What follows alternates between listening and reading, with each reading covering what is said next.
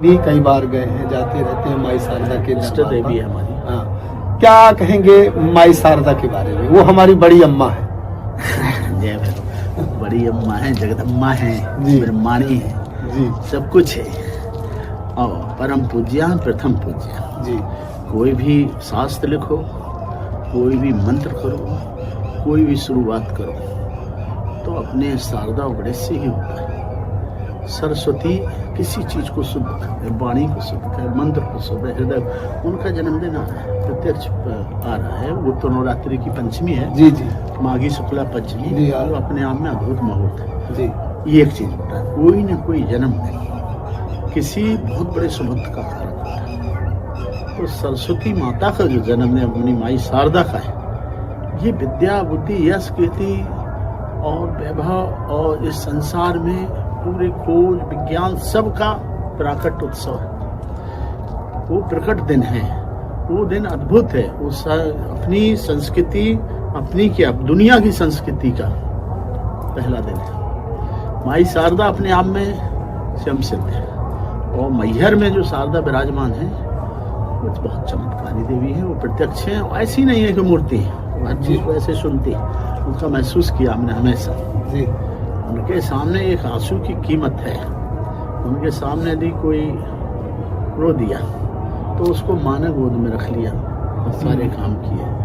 वहाँ पर तमाम सिद्धों पुरुषों का जन्म हुआ। जी एक बाबा थे, रामगढ़ में वहाँ रहने लगे थे। वो माता साक्षात दिखती थी, दर्शन देते। वहाँ तमाम एक अलादीन करके एक वाद्य यंत्र बजाने वाला था, विश्व में फेमस हुआ। वो सीढ़ियों पे बैठ के, क्योंकि माँ की गोद में तो बच्चा है, प्यार है, चाहे वो जात पात और कुछ है मतलब नहीं इससे। इसके वो अपने देवी महाराज हुए, विलक्षण संत थे, उन्हें बहुत माँ का आशीर्वाद प्राप्त हुआ। तो वो अद्भुत जगह है, उसको भी संतों को ही वहाँ श्रेय देना चाहिए। शासन प्रशासन में हस्तक्षेप कम करना चाहिए, क्योंकि माँ पहले है, माँ के बाद उसका दास है।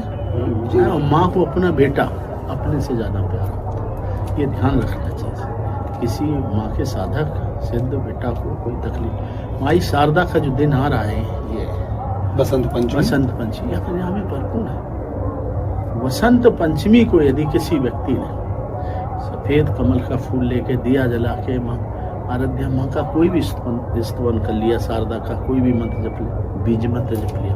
अब मैं थोड़ा सा गोपनीय बात बताऊं भवानी शारदा की। ये साधक गोपनीय ही रखते हैं, लेकिन जन कल्याण के लिए नहीं बता दो तो क्या होगा। बिल्कुल महाराज। बीज मंत्र ये ऐसी चाबी है कि जरा से ऊपर नीचे ताला नहीं खुलेगा जब तक उसका पूरा नाता सही नहीं बैठेगा। ऐसे बीज मंत्र यदि गलत है तो मंत्र सिद्ध नहीं होगा। शारदा माई का बीज मंत्र सारे मंत्रों को सिद्ध करने वाला है। वो करोड़ों सूर्य के समान प्रभाववान है शारदा माई का बीज मंत्र, और उसको लोग गलत ढंग से बोलते हैं, सिद्ध भी बोलते हैं साधक। यहाँ तक कि मैंने एक PhD संस्कृत वाली महिला से पूछा, वो संस्कृत पढ़ाती थी, हेड थी कि ये बीज मंत्र क्या लिखा, तो उसने भी गलत पढ़ा। माया घुमा देती। लेकिन बीज मंत्र अपने आप में परिपूर्ण है। यदि बीज मंत्र ही आदमी पढ़ता है तो ऐसा है कि एंग एंग करते हैं लोग। शारदा माई का बीज मंत्र एंग करके बोलते हैं, लेकिन एकदम गलत है। उनका बीज मंत्र ऐं, क्या है, ऐं, बार बार एंग, वही गलत है। ऐं एंग, ऐं ऐम, ऐं, ये ओम ह्रीम ऐं ह्रीम शारदाम्बाई नमः। ऐं, वो पूरा भी ऐं पढ़ लिया तो तुमने ब्रह्मांड का सबसे बड़ा चमत्कार देखा। ऐं ये कैसे? एंग ये खाली बिंदी होती है, ये होता खाली एंग होता, लेकिन ये है और एक मात्रा और बिंदी है, ये है, तो ये ऐम हो गया। ए के बाद क्या होगा? आई। एंग नहीं होगा, ऐम होगा, क्योंकि आई हुआ, माँ लगेगा। हाँ, मकार में माँ लगेगा, माँ लगेगा। और दूसरा एंग ये नहीं है, ऐम है। ए के बाद आई, दूसरा होता है ना आई, वो आई शब्द है यहाँ। आई उस पर माँ की बिंदी। ऐम तो कोई बोलते ही नहीं बीज में। एंग एंग एंग करते क्या कर लोगे तो एंग एंग करते। तो जब वो रहा है जिस दरवाजे में घुसना, उस दरवाजे में तो घुस नहीं रहे लोग, नहीं, अंधकार में पड़े हुए। तो मैं चाहता हूँ कि बच्चों से लेके साधकों से लेके वाणी को शुद्ध करके ऐम बीज, ऐम ऐम का ही जाप करें, मन में पड़े। क्या कितना इसका क्या नियम है महाराज जी? ब्रह्मा। क्या है कि कई लोग अब ये बहुत ही महत्वपूर्ण जानकारी है और ये पर्व आने भी वाला है, तो कई लोगों के कल्याण भी होगा इससे हमारे चैनल के माध्यम से। और वैसे भी हमारा चैनल जल कल्याण के लिए है, साधु संतों के लिए समर्पित है। तो महाराज जी कृपा करें कि जो भी देखे तो इस मंत्र का जाप किस प्रकार से और कितना कर ले कि माँ का आशीर्वाद उन्हें मिले, छत्र छाया मिले। पहले तो एक चीज सुन ले, हर चीज का समय मुहूर्त निश्चित, इसको हमेशा ब्रह्म मुहूर्त में करें जी। ये सूर्य उदय के पहले हो जाना चाहिए जी। यानी ये सुबह 3 बजे से लेके 4 साढ़े 4 बजे तक मंत्र हो जाना चाहिए। ब्रह्म मुहूर्त में ही ब्रह्म मुहूर्त की क्रिया है जी। बीज मंत्र तभी ये सिद्ध करे। दूसरा चीज सफेद का शुक्लांबर जी। पीताम्बर 2 ही बचते हैं। जी।